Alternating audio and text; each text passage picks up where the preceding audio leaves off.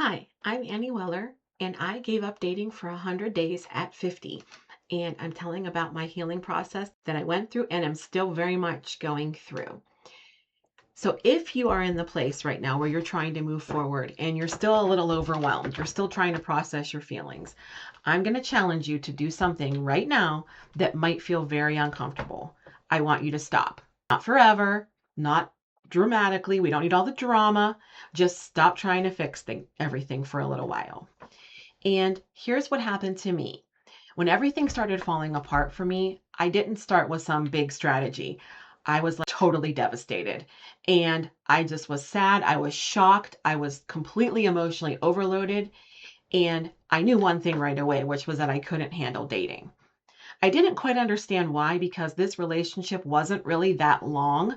So the fact that it was affecting me so deeply, I wasn't quite sure about, but I knew at that point that I had to swear off dating, which is where the 100 days came from. I didn't understand my patterns. I didn't understand why. I just knew I could not handle it at that point. I kept trying to move forward anyway, though, as I started processing what happened. I realized something really important. I wasn't just sad about the dating. I was sad about everything. The relationship, the choices I had made, the future I thought I had, old wounds that got stirred up, and most of my emotional bandwidth, aside from my daily functioning, was consumed by just being sad.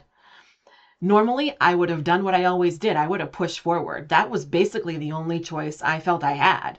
Look for the next possibility, focus on whether can I meet someone at this place, try to fix everything.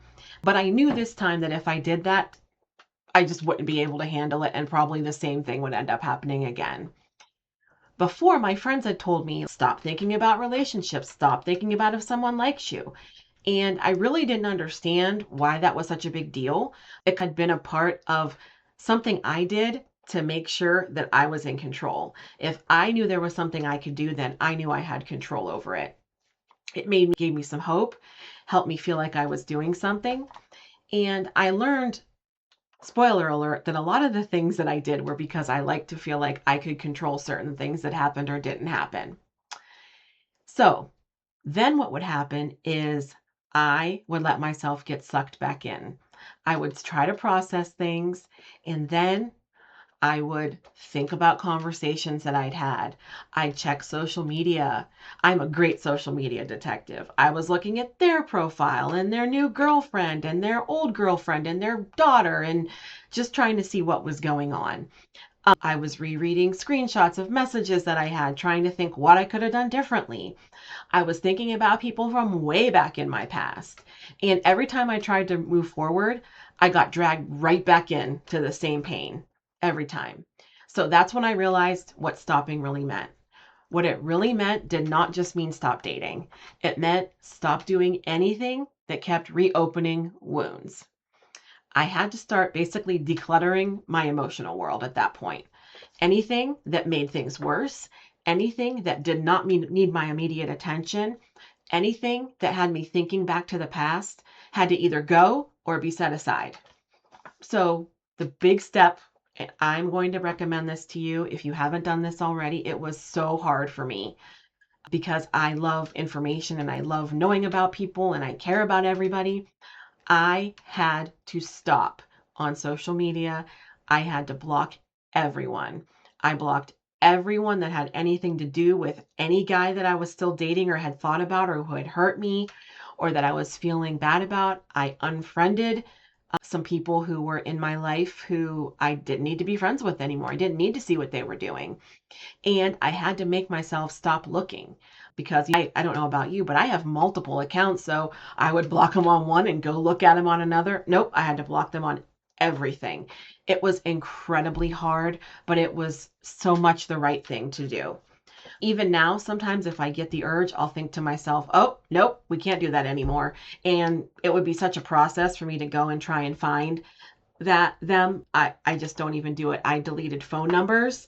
And even in one place I had written down the phone numbers, I threw that away, everything.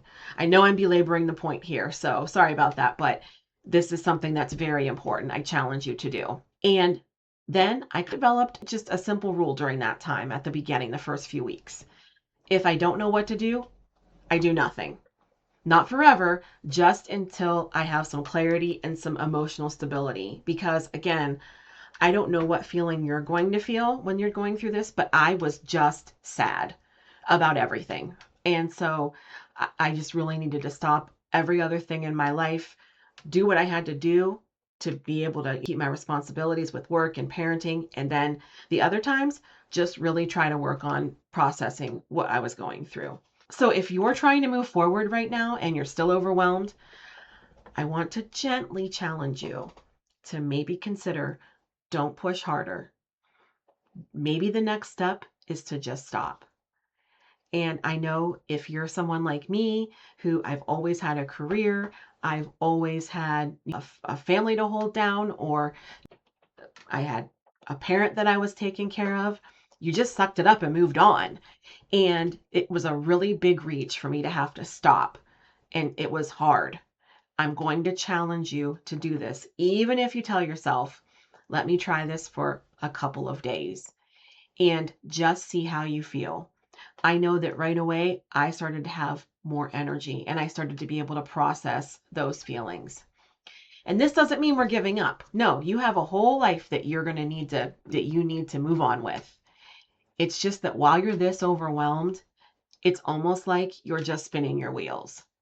So I'm challenging you to create enough space so that you can make stability and you can process just one thing at a time instead of trying to process everything and carry everything all at once.